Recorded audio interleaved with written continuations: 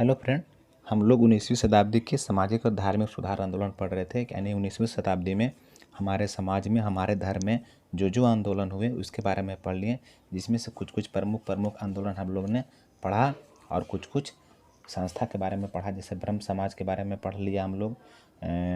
ब्रह्म समाज का विभाजन हुआ इसलिए इसको भी पढ़ लिया। प्रार्थना समाज को पढ़ लिया, आर्य समाज को पढ़ लिया। और हम लोग आज पढ़ेंगे रामकृष्ण मिशन। हम लोग पढ़ेंगे Ramakrishna mission, theosophical society, Aligarh आंदोलन, अहमदिया आंदोलन और देवबंद स्कूल, इस सब के बारे में पढ़ेंगे। तो चलिए हम लोग रामकृष्ण मिशन के बारे में पढ़ते हैं। देखिए, इसका जो रामकृष्ण मिशन का इसका जो स्थापना हुआ था, स्थापना कब हुआ? स्थापना 1896 ईस्वी में हुआ था रामकृष्ण मिशन का। कहाँ हुआ था? कलकत्ता के बेलूर में। इसका संस्थापक कौन था? स्वामी विवेकानंद। रामकृष्ण परमहंस के शिष्य स्वामी विवेकानंद ने रामकृष्ण मिशन की स्थापना की। रामकृष्ण परमहंस कलकत्ता के काली मंदिर दक्षिणेश्वर काली के पुजारी थे या मूर्ति पूजा के समर्थक थे।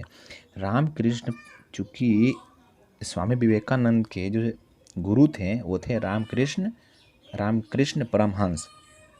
तो रामकृष्ण परमहंस जो थे, कलकत्ता में एक मंदिर है काली मंदिर, काली मंदिर को ही कहते हैं हम लोग, दक्षिणेश्वर काली भी कहते हैं उस मंदिर को, वहीं के पुजारी थे।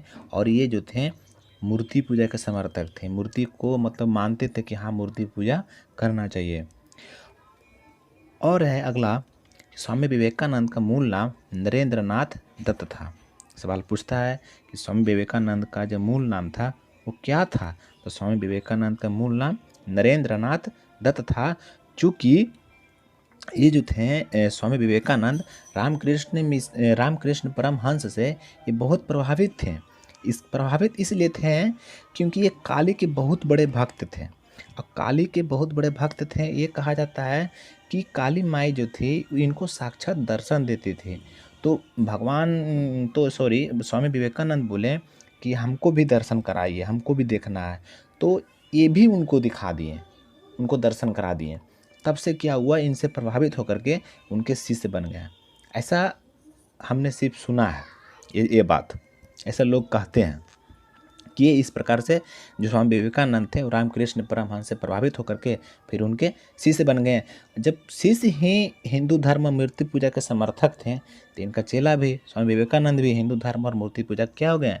ये भी समर्थक हो गए। सवाल इससे भी पूछ सकता है कि स्वामी विवेकानंद किसके समर्थक थे, बन सकता है। मेन इंपॉर्टेंट ये है कि इसका गुरु कौन था, ये हम लोग समझ गए। इनका मूल नाम क्या था ये भी हम लोग समझ गए। किससे प्रभावित होकर ये उसका शिष्य बन गए थे? स्वामी विवेकानंद जो थे रामकृष्ण परमहंस से प्रभावित होकर। फिर क्या हुआ, जब ये इनके शिष्य बन गए, इसको ज्ञान हासिल हो गया, तो इन्होंने 1893 ईस्वी में विश्व धर्म सम्मेलन में भाग लेने के लिए शिकागो यानी कि यूएसए गए। और उस सम्मेलन में पूरा भौतिकवाद दुनिया क्या होता है, यानी भोगवादी दुनिया, यानी कि जिसमें हम लोग अपना शारीरिक सुख देखते हैं हम लोग, और एक होता है आध्यात्मिकवाद, है ना। वो आध्यात्मिकवाद कहने का मतलब हो गया जो आत्मा से रिलेटेड। भौतिक मैंने बाहर का चीज़, वो अंदर का।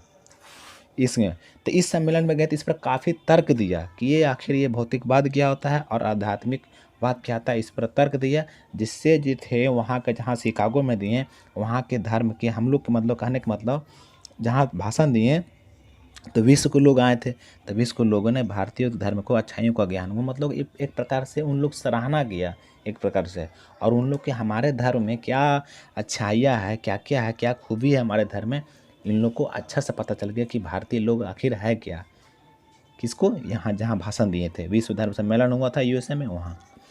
चूँकि इनका जो मेन नाम था पहले नरेंद्रनाथ दत्त था, तो इसको स्वामी विवेकानंद कौन किया? तो करने वाले थे खेतड़ी के महाराज अजीत सिंह। सवाल बस इसे पूछता है कि किसने किया था, तो किए खेतड़ी के महाराज। इतने पूछता है कि किसने किया था, तो खेतड़ी के महाराज ने किया था। इनका मूल नाम क्या था? नरेंद्रनाथ दत्त। हम लोग इसको पढ़ लिए। रामकृष्ण मिशन खत्म हो गया। इसी इतने साल पूछेगा इसका कहाँ हुआ था? कलकत्ता में हुआ था। कैसे देखिए, किसे रिलेट करना है, क्योंकि इसका गुरु कहाँ थे? दक्षिणेश्वर काली, एक कलकत्ता का ही मंदिर था, एक मूर्ति पे समर्थक थे, जिनका उन्हीं के मिशन पे, उन्हीं के नाम पे भी रखाया रामकृष्ण मिशन। एक संस्था रखाया रामकृष्ण मिशन, उन्हीं के नाम पे रखाया, तो कलकत्ता में हो गया। संस्थापक स्वामी विवेकानंद थे। इनका मूल नाम नरेंद्रनाथ दत्त था। फिर एक विश्व धर्म सम्मेलन हुआ था यूएसए में 1893 ईस्वी में, ये सब बात याद रखना है। और इनका जो नाम जो था स्वामी विवेकानंद किसने रखा? अजीत सिंह ने। महाराज खेतड़ी के महाराज। सवाल ये पूछता है कि किसने रखा, तो खेतड़ी के महाराज ऑप्शन में रहेगा। चलिए आगे हम लोग देखते हैं थियोसॉफिकल सोसाइटी। इसका जो स्थापना हुआ था वो 1875 ईस्वी में हुआ था न्यूयॉर्क में। इसका जो करने वाला था, जो संस्थापक था इसका, वो थे मैडम ब्लाटोस्की और हेनरी अल्काट। इनका जो फुल नाम था यही था, हेलेना ब्लाटोस्की और हेनरी स्टील अल्काट, ये फुल नाम था। बट ऐसे समान रूप से हम लोग कहते हैं मैडम ब्लाटोस्की और हेनरी अल्काट। तो चूँकि जो थियोसॉफिकल सोसाइटी था, इसका जो स्थापना हुआ था वो भारतीय धर्म और उसका संस्कृति के प्रचार के लिए किया गया था। और जो थियोसॉफिकल सोसाइटी के जो लोग थे, उन लोग को मानना था कि जो भारतीय धर्म है और संस्कृति है वो आदर्श है, अच्छा है, सबसे अच्छा है, इसका प्रचार प्रसार होना चाहिए। इसके लिए हम लोग थियोसॉफिकल सोसाइटी की स्थापना करें और किए। फिर क्या हुआ कि इसको तो 1875 ईस्वी में इसका स्थापना हुआ था। फिर कुछ दिन बाद 1886 ईस्वी में जो थे मैडम ब्लाटोस्की और हेनरी अल्काट जो थे वो भारत आए। अब भारत जब आए तो क्या किया ना कि जो इनका मुख्यालय न्यूयॉर्क था, जो इनका जो स्थान जो था पहली बार वो न्यूयॉर्क था, उसको बदल करके मद्रास के अडियार भारत में कर दिया गया, मद्रास के अडियार में कर दिया गया। और फिर ये यहीं इसका प्रचार प्रसार करने लगे, यहीं चलने लगा। फिर कुछ समय बाद एक लेडी आई जिसका नाम था एनी बेसेंट, वो आयरलैंड के थी और इस थियोसॉफिकल सोसाइटी से जुड़ गई। और जुड़ने के बाद चूँकि इसमें इतना क्षमता था, इतनी अच्छी थी कि धीरे धीरे ये बहुत प्रमुख प्रचारक बन गई थियोसॉफिकल सोसाइटी की, अच्छे प्रचारक बन गई। और इन्होंने क्या किया कि भारतीय धर्म और संस्कृति को अपना करके अपने आप को भारतीय नागरिक जैसा बना लिया। किसने? एनी बेसेंट ने। कहाँ की थी? आयरलैंड की थी। फिर जा कर के 1898 ईस्वी में जो एनी बेसेंट थे वो 1898 ईस्वी में सेंट्रल हिंदू स्कूल की स्थापना की 1898 में। और फिर यही जो सेंट्रल हिंदू स्कूल था यही जा कर के बाद में बीएचयू बन जाता है। ये लॉर्ड हार्डिंग के कार्यकाल में 1915 ईस्वी में एक एक्ट आता है जिसका नाम है बीएचयू एक्ट। बीएचयू एक्ट आता है और अब ये आता है मदन मोहन मालवीय के समय। वही मतलब कि पहले बीएचयू एक्ट आता है 1915 ईस्वी में, और मदन मोहन मालवीय जो थे बनारस हिंदू विश्वविद्यालय की स्थापना कर देते हैं। कब करते हैं? 1916 ईस्वी में। तब जाकर के 1916 में, मैंने आने कहने का मतलब हो गया कि 1998 ईस्वी में सेंट्रल हिंदू स्कूल की स्थापना कर दी। फिर कुछ दिन चलता है, फिर 1915 में लॉर्ड हार्डिंग के कार्यकाल में बीएचयू एक्ट आता है। तब फिर जाकर के मदन मोहन मालवीय जो रहते हैं इसकी स्थापना करते हैं। किसको? 1916 ईस्वी में बनारस हिंदू विश्वविद्यालय ने बीएचयू के। और चूँकि इसका संकलन बहुत पहले हो गया था, 1904 में ही हो गया था। फिर क्या हुआ कि एनी बेसेंट जो थी 1916 ईस्वी में इंग्लैंड के तर्ज पर होम रूल लीग की स्थापना की। होम रूल लीग पूछेगा, होम रूल लीग की स्थापना किसने की? एनी बेसेंट ने की 1916 ईस्वी में। किसके तर्ज पे? आयरलैंड के तर्ज पे। और 1917 ईस्वी में श्रीमती एनी बेसेंट भारतीय कांग्रेस के प्रथम महिला अध्यक्ष बनी। ये जो एनी बेसेंट थी वो 1917 ईस्वी में किसका बनी? भारतीय राष्ट्रीय कांग्रेस के प्रथम महिला अध्यक्ष बनी। मैंने इससे पहले महिला में अध्यक्ष नहीं था। चलिए ख़त्म। ये हम लोग पढ़ चुके हैं, आयरलैंड की थी। आयरलैंड मतलब इंग्लैंड की थी। अब हम लोग पढ़ते हैं ये जो भी था हिंदू धर्म में सुधार के, इसको हम लोग पढ़ लिए। हम लोग अब पढ़ रहे हैं मुस्लिम धर्म सुधार आंदोलन पढ़ेंगे, जिसमें से हमारा एक प्रमुख है, पहला नंबर है अलीगढ़ आंदोलन। चूँकि अलीगढ़ आंदोलन जो था इसी जगह पे नाम पड़ा, वो अलीगढ़ स्थान पे हुआ था। इसका स्थापना 1875 ईस्वी में हुआ था और जो उसका संस्थापक था वो सर सैयद अहमद खान था। यही थे सर सैयद अहमद खान। ये तो क्या हुआ था कि सर सैयद अहमद खान ने मुस्लिम धर्म में सुधार के लिए कुछ दोस्तों के साथ मिलकर अलीगढ़ आंदोलन चलाया था। मुस्लिम जिस प्रकार से हमारे धर्म में कुछ कुछ प्रॉब्लम था, कुछ कुप्रथाएं थी, उसी प्रकार मुस्लिम धर्म में कुछ कुछ कुप्रथाएं थी। तो जिसके लिए क्या किए कि सर सैयद अहमद खान या खुद और अपने दोस्त को मिल करके अलीगढ़ आंदोलन चलाएं। और उसमें क्या कर रहे थे कि इन्होंने मुसलमानों में पीरी मुरीदी प्रथा को समाप्त करने के लिए प्रयास किया। मुसलमान में एक प्रथा चलता था, जैसे हम लोग में सती प्रथा चलता था, तो मुसलमान में एक प्रथा चलता था पीरी मुरीदी प्रथा। इसको समाप्त करने के लिए इन्होंने कोशिश किया। इस प्रथा में क्या होता था कि पीर मुरीदी की कोई रहस्यमय बता करके स्वयं को सूफी संतों के समान मनवाने की कोशिश करते थे, है ना। अपने आप को एक प्रकार से बोल सकते हैं कि हाँ हम स्वयं ये हैं, एक प्रकार से अपने आप को कि हम भगवान जैसा हैं, संत हैं, सूफी संत हैं, ये मतलब यही होता था कि चलता था। सैयद मुसलमानों को दास प्रथा के विरुद्ध जागृत किया और इस प्रथा का विरोध किया और मुस्लिम समाज में व्याप्त अन्य बुराइयों का विरोध किया। यहाँ साफ साफ लिखा हुआ इस प्रथा में मुसलमान पीर मुरीद को कोई रहस्यमय बात बताकर स्वयं को सूफी संतों के समान मनवाने की कोशिश करते थे ये लोग। तब जाकर के फिर सैयद ने मुसलमानों को दास प्रथा के विरुद्ध जागृत किया। अब बता दिए कि हम ये हैं, हम पीर मुरीद के पूरा बताता था कि हम लोग ये है मुसलमान के पीर मुरीद, कोई रहस्यमय बात बताया कि हम ये है रहस्यमय बात, और उससे गुलामी करवाता था। तब जा करके उसको बताया, उसके विरुद्ध लड़ा और इस प्रथा को विरोध किया, है ना। और मुस्लिम समाज में व्याप्त अन्य बुराइयों का भी विरोध किया। यही था जो था पीरी मुरीदी प्रथा, यही था एक प्रकार से उसको दास बना लेता था। चलिए, तो इसने पीरी मुरीदी प्रथा को भी क्या किया, समाप्त करने का कोशिश किया। इन्होंने कुरान पर टीका की रचना की। टीका माने समझते हैं, टीका मतलब होता है व्याख्या, उसका व्याख्या किया, कुरान के बारे में लोगों को बताया कि देखिए कुरान हमारा ये है। चलता था ना पहले हमारा जो शासन चलता था धर्म के आधार पे चलता था, उसमें भी किताब रहता था। जैसे मुस्लिम धर्म में होता था कियास, कुरान, इजमा, हदीस, ये सब वो किताब था जिसके अनुसार से इन लोग का पूरा शासन चलता था। फिर है अगला है कि 1875 ईस्वी में सर सैयद अहमद खान ने अलीगढ़ में एंग्लो ओरिएंटल मुस्लिम स्कूल की स्थापना की। आगे चलकर 1920 ईस्वी में यही अलीगढ़ मुस्लिम विश्वविद्यालय बन गया। यही जो थे 1875 ईस्वी में सैयद अहमद खान जो थे वो एंग्लो ओरिएंटल मुस्लिम स्कूल की स्थापना किया। फिर बाद में जाकर के 1920 ईस्वी में यही अलीगढ़ मुस्लिम विश्वविद्यालय बन गया जो बहुत पॉपुलर है। सर सैयद अहमद खान ने भारतीय राष्ट्रीय कांग्रेस का विरोध किया और इन्होंने कांग्रेस को हिंदुओं की संस्था बताई।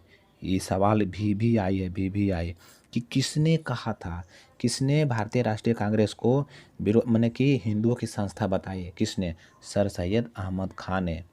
किसने, सर सैयद अहमद खान ने बताया था। क्योंकि इसमें जो राष्ट्रीय कांग्रेस था उस टाइम कोई भी मतलब कि मुस्लिम में इसमें कोई सदस्य नहीं था, सब के सब हिंदू था। इसीलिए उन्हें जो सर सैयद अहमद खान था कहा, ये राष्ट्रीय कांग्रेस क्या है, ये तो कांग्रेस के हिंदू का संस्था है ये, ऐसा बोला। अब हम लोग अगला पढ़ते हैं अहमदिया आंदोलन। देखिए अहमदिया आंदोलन भी यही है, जिसको नाम है ना मिर्ज़ा गुलाम अहमद, ये है मिर्ज़ा गुलाम अहमद।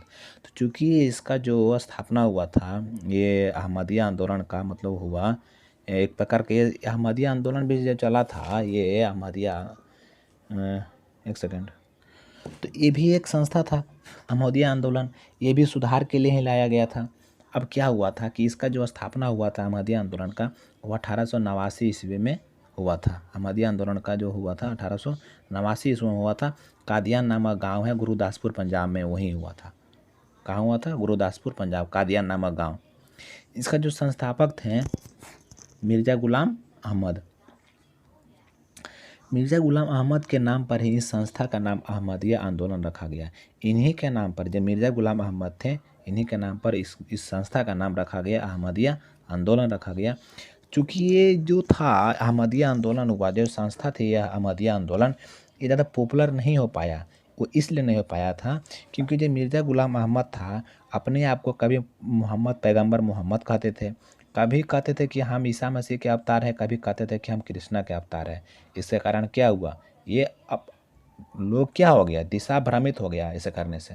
तो ये क्या हुआ, ये ज़्यादा ये संस्था ज़्यादा प्रसिद्ध नहीं हो पाया और फिर ख़त्म हो गया सब कहानी। तो ये चैप्टर भी, ये भी अहमदिया आंदोलन भी हम लोग ख़त्म कर देते हैं। अब आगे चलते हैं। देवबंद स्कूल, ये भी एक संस्था है देवबंद, ये तो पॉपुलर है, इसे हिट सवाल है, लाल रंग का ये हिट है। अब देखिए इसका जो स्थापना हुआ था 1866 से 67 के बीच में हुआ था। कहाँ हुआ था, सहारनपुर उत्तर प्रदेश। संस्थापक था मोहम्मद कासिम ननतोबी और रशीद अहमद गंगोही। ये दो आदमी जो थे इसका संस्थापक थे, मोहम्मद कासिम ननतोबी और रशीद अहमद गंगोही। एकदम याद कर लीजिएगा इसको। इस संस्था की स्थापना मुस्लिम धर्म के शिक्षक या मौलवी तैयार करने के लिए किया गया था। मौलवी मतलब समझते हैं ना, मुस्लिम धर्म में जो शिक्षक रहता है उसको मौलवी कहा जाता है। जो यहाँ मस्जिद में या जहाँ भी पढ़ाता है ना, वहाँ पढ़ाई होता है मुस्लिम लोग का, वहाँ उसका जो शिक्षक होता है उसको मौलवी कहा जाता था। तो ये जो देवबंद स्कूल जो था इसका स्थापना किया गया था इसीलिए कि ताकि मौलवी को तैयार कर सकें और जो मुस्लिम धर्म में जो ज्ञान होता था उस ज्ञान को वर्चस्व रख सके, कायम रख सके, इसके लिए हुआ था। तो फिर क्या हुआ, दारुल उलूम देवबंद भारत का स्वतंत्रता संग्राम का एक प्रमुख केंद्र था। इसी के बारे में बताया जा रहा है कि मगर ये तो संस्था तो था मौलवी तैयार करने के लिए, मगर जब हमारे जब स्वतंत्रता की जब लड़ाई लड़ा जा रहा था उसमें एक बहुत ही प्रमुख केंद्र था। कांग्रेस के प्रमुख नेता मौलाना अबुल कलाम आज़ाद, इसको कौन नहीं जानता, मौलाना अबुल कलाम आज़ाद जो थे देवबंद स्कूल से जुड़े थे। उन्होंने देवबंद स्कूल से मौलाना की शिक्षा प्राप्त की थी। इनका जो नाम पड़ा, नाम के आगे मौलाना लगा, मौलाना अबुल कलाम आज़ाद इसी स्कूल से जुड़े थे और यहीं से इन्होंने मौलाना की शिक्षा प्राप्त की। जब राष्ट्रीय आंदोलन हो रहा था तो एक षड्यंत्र निकला था, रेशमी रुमाल षड्यंत्र।